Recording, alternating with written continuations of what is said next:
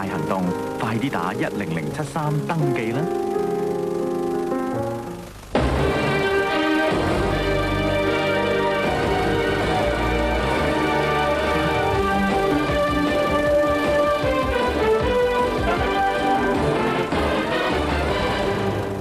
各位歡迎收睇呢一節嘅晚間新聞。詳細嘅新聞內容：大埔八仙嶺郊野公園今朝發生嘅山火，焚燒咗接近12個鐘頭，到現時仍未救熄。喺現場行山嘅54個馬鞍山一間中學嘅師生被困喺山上面，消防員到場安全救出34人，有3名學生同1名教師被燒死，另外1名教師就失蹤，13人受傷，其中6個人嘅情況危殆。由潘錦全報道。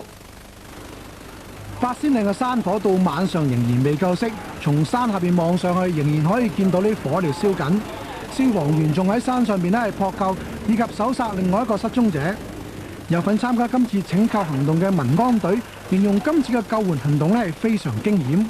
現場環境因為咧係山火燒咗，同埋呢個現場環境係非常之陡峭啦，咁就好多碎石嘅，咁工作人員咧一步一驚心啦，做嘢嘅時間，咁每一個同事都要好小心做咧。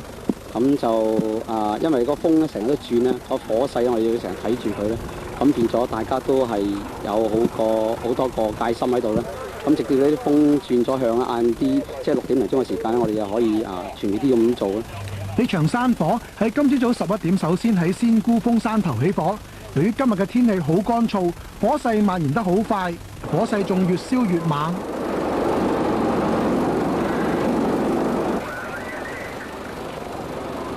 消防員到場撲救，發現一批喺山上面行山嘅馬鞍山馮堯敬紀念中學嘅師生，包括49個學生同4個教師以及1個教師嘅朋友呢係被大火困喺山頭上邊。部分學生呢仲被火燒傷。飛行服務隊呢派出3架直升機到現場呢係投擲水彈，阻止火勢蔓延。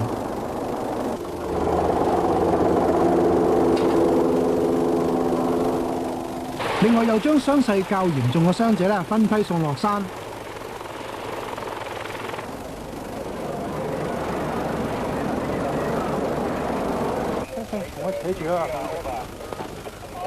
至於意外之中嘅死難者，稍後亦都由直升機咧係逐個咧係運落山。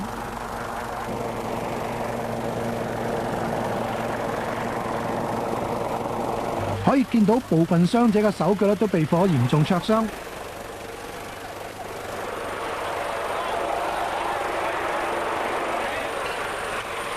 其中一啲傷者送抵大埔診所之後，由於傷勢嚴重，要轉送去威爾斯親王醫院。部分受傷嘅學生咧，身體有60%以上嘅皮膚咧係被燒傷，送院嘅時候已經昏迷。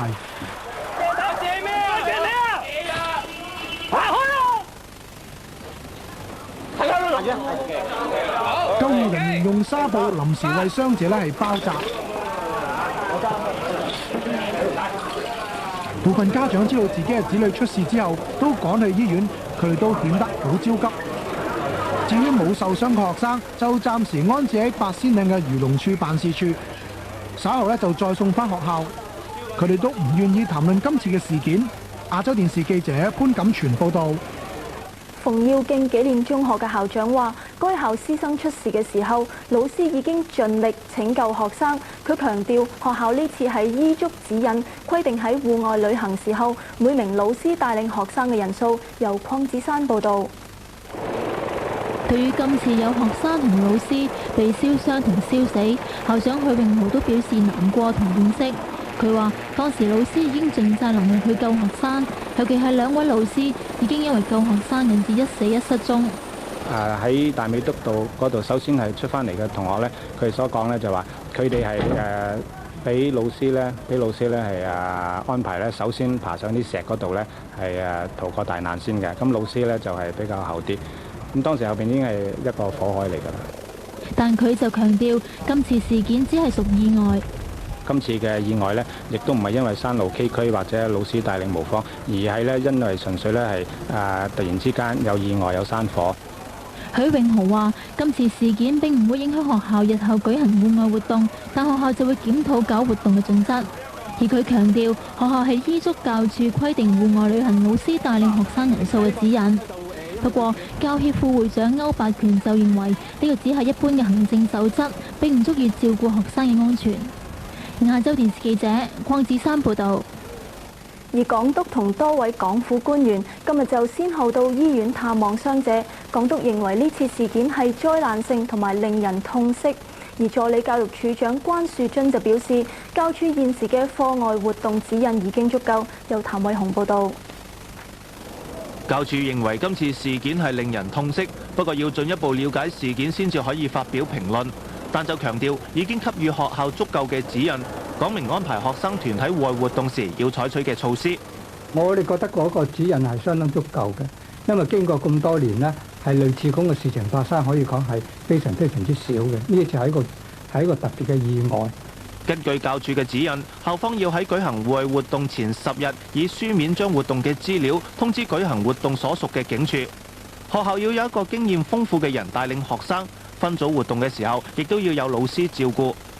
教育處長余麗清平表示，消防處、漁農處同埋教育處已經成立小組調查事件。目前首要嘅工作係安撫同協助受驚同受傷嘅學生。戶外活動呢，如果係由官校或者津貼學校嘅安排的話嘅呢，係有保險嚟到去照顧嘅。而港督彭定康伉儷傍晚到醫院探望傷者，形容今次係災難性嘅事件。希望從今次事件之中吸取教訓，防止日後有同類事情發生。亞洲電視記者譚偉雄報道。有經驗嘅行山人士認為，呢次學生遇到意外嘅小徑本身就好危險，並唔適合學生行山。由蔣偉峰報道。一班喺現場被阻止行山嘅人士落到嚟之後表示，就算係行慣山，都唔會選擇呢條路徑，因為呢段上山嘅路線相當難行，更加唔適宜學生行。如果從50個細蚊仔咧，就唔應該行嗰條路嘅，或者太斜，我覺得。另外，一間專門主辦行山嘅學會人士表示，據佢多年經驗認為，相信遇到山火嘅師生，當見到山火嘅時候，係識向山上逃走，而造成今次慘劇。實際上呢，火係快過我哋人走嘅。咁然之後呢，我哋因為火係燃燒係靠氧。一搶氧嘅時候，我哋會缺氧；一缺氧嘅時候，我哋咪會休克，咪仆低喺度，咁所以造成咗嚴重嘅燒傷。佢又話：好多市民如果遇到類似意外，一般都缺乏自救能力，即使有老師喺度，亦都無能為力。佢表示，本港有40%土地係郊野公園，而港府撥俾漁農處嘅資金越嚟越少，設施根本唔足夠應付目前越趨普遍嘅行山活動。亞洲電視記者蔣偉峰報導。李登輝就呼籲兩岸結束敵對狀態，營造和平環境。由孫兆勤報導。喺台北，國防部官員話一直有嚴密監控大陸嘅軍事調動情況，但係今朝就冇任何發現。目前並沒有發現說中共有演習的一個跡象。佢又話，國防部會喺適當時間公佈大陸舉行演習嘅消息。就是說是他演習到一個什麼程度，或者是有沒有這個準備要攻打台灣的跡象，那我們要適當的時間會做適當的一個配合。而總統李登輝今日就發表對大陸政策嘅講話，佢話歷任中華民國總統對於推動民主憲政以及確保台澎金馬2100萬民眾嘅自由同安全，負有不可旁貸嘅責任。呢個基本立場唔會受到任何危險同埋恐嚇嘅動搖。李登輝話：而家海峽兩岸嘅所有人民都盼望必須終止兩岸嘅敵對狀態，營造和平環境，以及開展互惠互利、共同繁榮嘅關係。任何人當選總統都必須重視呢個問題。另外，陸委會主委高孔廉話，因應兩岸局勢而成立嘅將事件嘅起因，愛爾蘭共和軍承認喺倫敦放炸彈。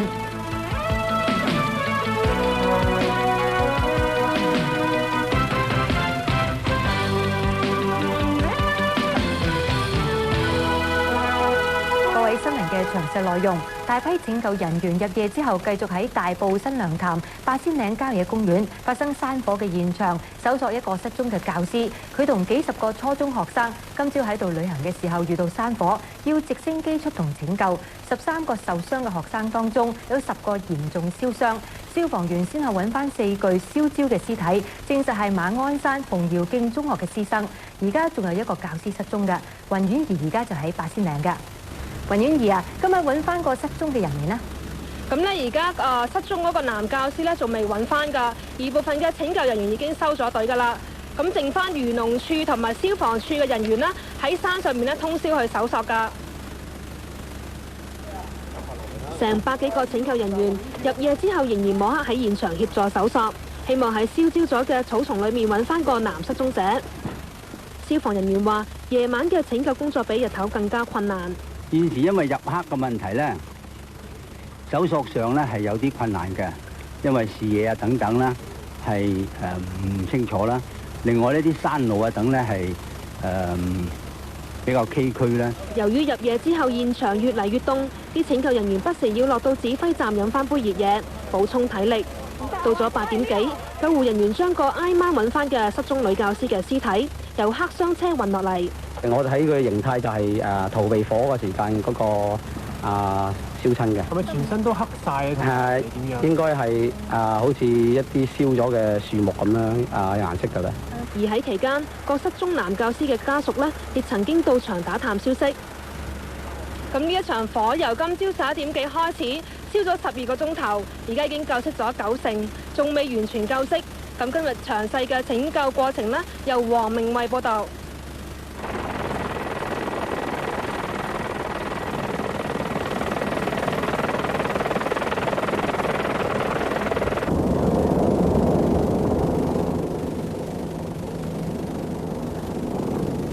山火喺今朝11點幾發生之後，飛行服務隊立即派出3架直升機協助救援。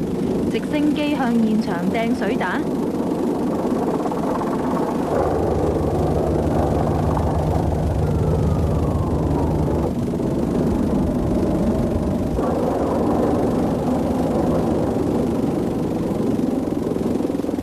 現場就見到好似有一條火龍咁圍住成個山頭猛烈焚燒。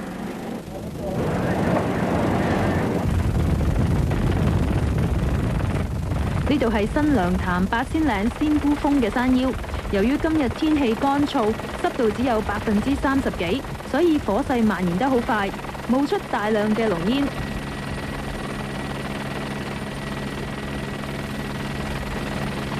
民安隊嘅攀山隊員冒住濃煙上山坡救人，而直升機除咗救火之外，仲將被困嘅人調離現場。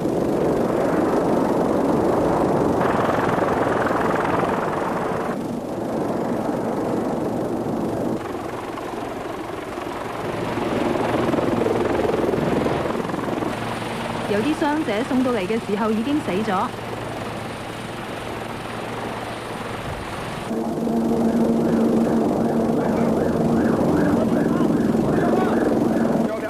有啲受傷嘅學生就由拯救人員用擔架抬落山，可以見到佢哋嘅面同頸都灼傷咗，有啲仲成件衫都燒爛咗。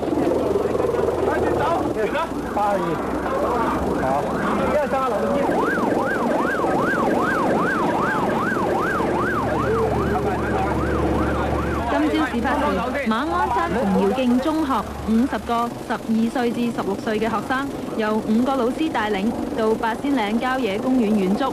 佢哋行到自然教育徑嘅仙姑峰嘅時候，遇到山火，老師立即將其中32個學生帶去安全嘅地方，但係就仲有10幾個學生被困喺山頭。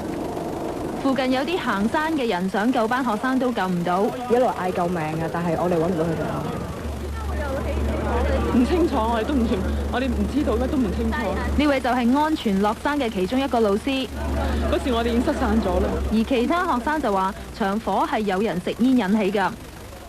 之後見到人哋圍住喺度食煙，食下就啲風好大，吹到成個山都係啲火。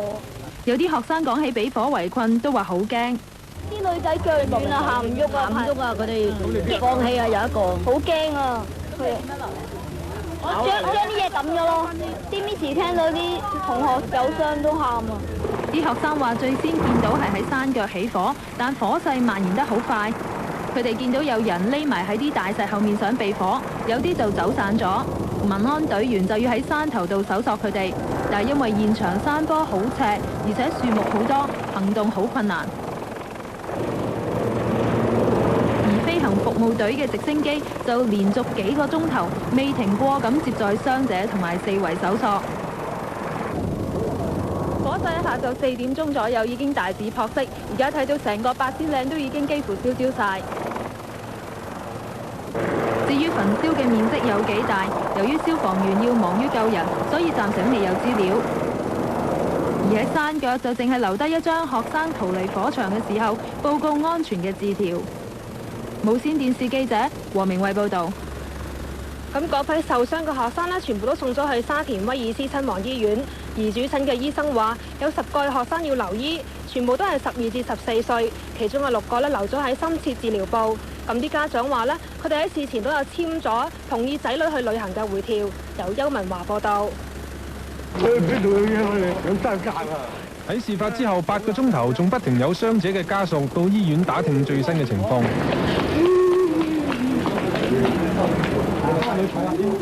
喺山火發生之後，10名傷勢較重嘅學生不斷由大埔診所運到沙田威爾斯親王醫院。唔該啦，唔該啦，你埋少少啦呢度。好，你埋少少，冇再做，少少啦，我埋少少啊，埋少少唔該。好啦，埋一邊啦，唔該。謝謝。就會成為呢度嘅紅人㗎啦。OK， 未來紅人而家有失陪先，我要送高明嘅翻嚟去俾坐正嘅檢察官嗰度啊！你幫手睇住隻狗啊！大人，我要求撤銷傳召，控方從來都冇表示過要傳召費小姐嘅私人日記作為本案嘅呈堂證供嘅。喺辯方同我哋上嚟擺龍門陣嘅話呢，就有獨立人士陳毓祥。有立法局議員劉慧卿，仲有民主黨立法局議員張文光。首先想問下張文光先啦。咁啊，正如頭先片頭所講啦，咁就而家就中方決定重組3級議會啦，97年之後，咁中間就有個真空期啦。咁所以呢，有議委會呢就話要提出一個臨時立法會喎。咁你哋民主黨就大力反對，又話違反基本法，又話違反中英聯合聲明。咁但係咁樣點樣解決呢個立法真空期嘅問題呢？俾我講句嘢先。我就知道點解佢嚟啦嚇。佢係民主黨啦，佢係獨立啊民主鬥士啦，我哋兩個一定要嚟嘅翻工啦。咁陳毓祥點解嚟啊？陳毓祥代表咩嘅咧？唔係我哋老友，我哋梗係知啦，見到好開心啦。咁點解唔請啲預委會啲人嚟咧？咁劉兆佳嗰啲咁多嘢講啦，又啊邊個仲有梁振英嗰啲點解？劉兆佳咧就好似請過佢嘅劉教授係嘛？咁但係大概佢即係覺得亞視嗰個節目冇人睇嘅，或者你兩個樣衰乞人憎。你好似俾人講嘢啫嘛，佢講嘢慢啲，你講嘢快。你唔好佢窒口窒舌啦，見到你驚大佬。少100步係咪先？但係問題就係我哋而家有個情況嚇，即係我哋又唔驚嘅，你咪唔嚟咯係嘛？唔嚟一樣70-80萬人睇，一樣超過10點收視率，你吹咩？咪先？